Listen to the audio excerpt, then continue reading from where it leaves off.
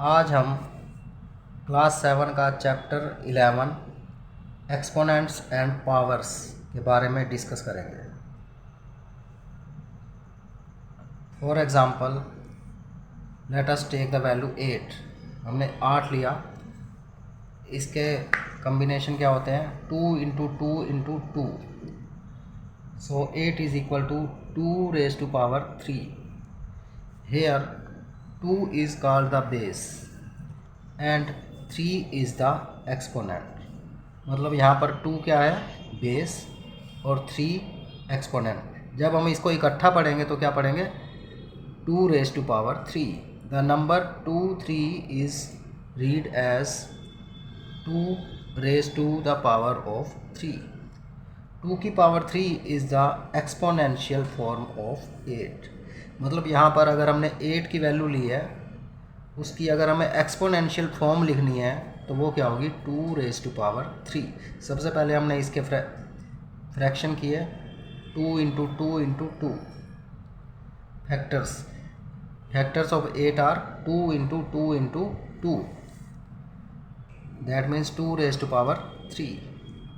तो हमें सिर्फ इतना ध्यान रखना है कि अगर हमें 8 की एक्सपोनेंशियल फॉर्म लिखनी है तो क्या होगी the exponential form of 8 is 2 की power 3। Here 2 is the base and 3 is the exponent. And जब हम इसको इकट्ठे पढ़ेंगे तो क्या पढ़ेंगे 2 रेज टू पावर 3। नेक्स्ट इसके लॉज हैं, एक्सपोनेंट्स के कुछ लॉज हैं। फर्स्ट है multiplying powers with the same base. Second है dividing powers with the same base. Third है पावर ऑफ द पावर। तो सबसे पहले हम फर्स्ट डिस्कस करते हैं multiplying powers with the same base. अब अभी आपको हमने बताया था कि एक्सपोनेंशियल फॉर्म कैसे होती है 2 रेज टू पावर 2। तो here 2 is the base and the power is the exponent. तो here in multiplication here this is the base and 3 is the exponent. तो हमें क्या करना है multiplying powers with the same base. तो मतलब हमारा बेस सेम होगा, मतलब 2 सेम है दोनों केसेस में और हमें दोनों को मल्टीप्लाई करना है। तो बेस सेम है लेकिन एक्सपोनेंट डिफरेंट है। तो एक्सपोनेंट डिफरेंट होगा और बेस सेम। तो जब बेस सेम होगा तो हमें क्या करना है दोनों पावर्स को ऐड कर देना है। तो क्या हो जाएगी value 2 raise to power 2 plus 3, मतलब पावर्स को ऐड कर देना है। तो पहला लॉ क्या है multiplying powers with the same base. तो उसमें हमें क्या करना है अगर जो भी पावर होगी बेस को सेम रखना है और पावर्स को मल्टीप्लाई करते टाइम ऐड कर देना है। तो ये हो जाएगा 2 रेज टू पावर 5। तो अगर हम इसको वैल्यूज़ लेते हैं तो 2 रेज टू पावर 2 क्या होती है 2 इंटू 2।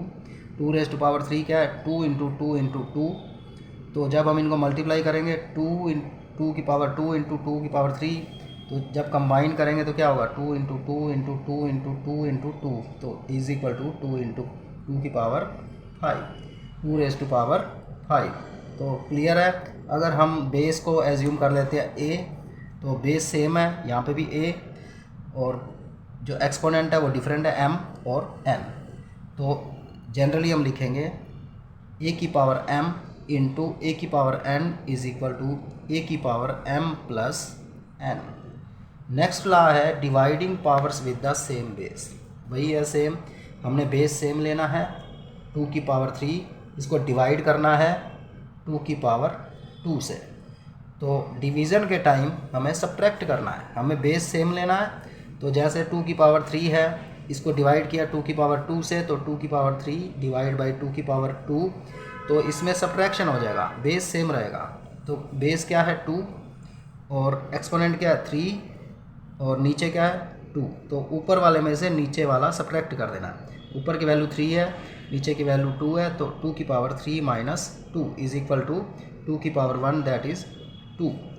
तो इस तरह से डिवाइड करते टाइम हमें बेस सेम ही है, सब्ट्रैक्ट कर देना है। तो सेकंड लॉ क्या है डिवाइड करते टाइम हमें पावर को सब्ट्रैक्ट कर देना है। तो इसको अगर हम देखते हैं वैल्यू 2 की पावर 3 क्या होती है 2 इंटू 2 इंटू 2। 2 की पावर 2 क्या होती है, 2 इंटू 2। तो जब हम डिवाइड करेंगे 2 की पावर 3 अपॉन 2 की power 2 is equal to 2 into 2 into 2 upon 2 into 2। तो कैंसिल करेंगे तो वैल्यू आ जाएगी 2। तो क्लियर है। अगर इसको तो सेम वैल्यू आती है, इसलिए ए की पावर m जनरली लिखेंगे हम ए की पावर m अपॉन ए की पावर n। यहाँ पर ए क्या है, बेस सेम है और एक्सपोनेंट डिफरेंट है।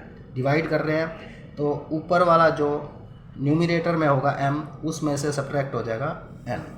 तो जब डिवाइड करेंगे तो क्या होगा, a की पावर m माइनस n। यहाँ पर m और n होल नंबर है। नेक्स्ट लॉ है taking power of A power. तो यहाँ पे क्या करना है, आपका बेस है 2 की पावर 3 है और ब्रैकेट लगा के उसके बाद एक और पावर है। तो जब पावर ऑफ ए पावर होगी तो आपको ये पावर मल्टीप्लाई कर देनी है। जैसे 2 की पावर 3 है और ब्रैकेट के बाद अगेन पावर 2 है, तो पावर ऑफ ए पावर है तो 2 की पावर 3 इंटू 2 हो जाएगा। तो फाइनल वैल्यू आ जाएगी 2 की पावर 6। तो इसको एक्सप्लेन करते हैं फर्दर। तो देखो 2 की पावर 3, इसको 2 बार लिखेंगे क्योंकि पावर 2 है, तो 2 की पावर 3 इंटू 2 की पावर 3। तो अगर हम इनको देखेंगे तो ऐड हो जाएंगी, तो 2 की पावर 3 प्लस 3 तो इज़ इक्वल टू 2 की पावर 6। अगर हम इसको ऐसे लिखेंगे 2 की power 3 into 2 is equal to क्या है, 2 की पावर 3 इंटू 2। डायरेक्ट मल्टीप्लाई करेंगे तब भी 2 की पावर 6 आएगा। तो इसलिए जनरली क्या लिखेंगे हम, मान लो बेस हमारा a है और पावर है a की पावर m और ब्रैकेट में फिर उसकी पावर n है, तो पावर ऑफ ए पावर है तो इसको हम मल्टीप्लाई कर देंगे तो बन जाएगा a की power m n। Fourth law है multiplying powers with the same exponent. अब आपको जनरल थ्योरी ध्यान रखनी है कि एक्सपोनेंट क्या होता है और बेस क्या होता है। बेस क्या होता है 2 और एक्सपोनेंट क्या है 3। इस केस में बेस क्या है 3 और एक्सपोनेंट क्या है 3। यहाँ पर इस केस में हमने बेस डिफरेंट लिया है और एक्सपोनेंट सेम लिया है। तो multiplying powers with the same exponent, तो हम मल्टीप्लाई करेंगे तो 2 की पावर 3 क्या होता है 2 इंटू 2 इंटू 2 और 3 की पावर 3 क्या होता है 3 इंटू 3 इंटू 3। तो इनके पेयर बना देते हैं 2 इंटू 3 2 इंटू 3 2 इंटू 3, तो 3 पेयर बन गए। तो फाइनली 2 इंटू 3 क्या होगा 6 into 6 into 6 is equal to 6 की पावर 3। तो इसलिए 2 की पावर 3 इंटू 3 की power 3 is equal to 2 into 3 की पावर 3। इसलिए a की पावर n इंटू b की पावर n। यहाँ पर a क्या है, a बेस है और सेकंड केस में b बेस है और यहाँ पर एक्सपोनेंट दोनों का सेम है। तो जब इस तरह का केस हो तो मल्टीप्लाई कर देना है a और b को मल्टीप्लाई करना है और कॉमन ले लेना है एक्सपोनेंट।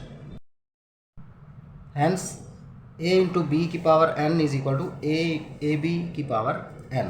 यहाँ पर n होल नंबर है और a और b नॉन ज़ीरो इंटीजर है। मतलब a और b क्या है नॉन ज़ीरो इंटीजर और n क्या है होल नंबर। नेक्स्ट लॉ है dividing powers with the same exponent. Next law है dividing powers with the same exponent. तो 2 की पावर 3 डिवाइड बाई 3 की पावर 3।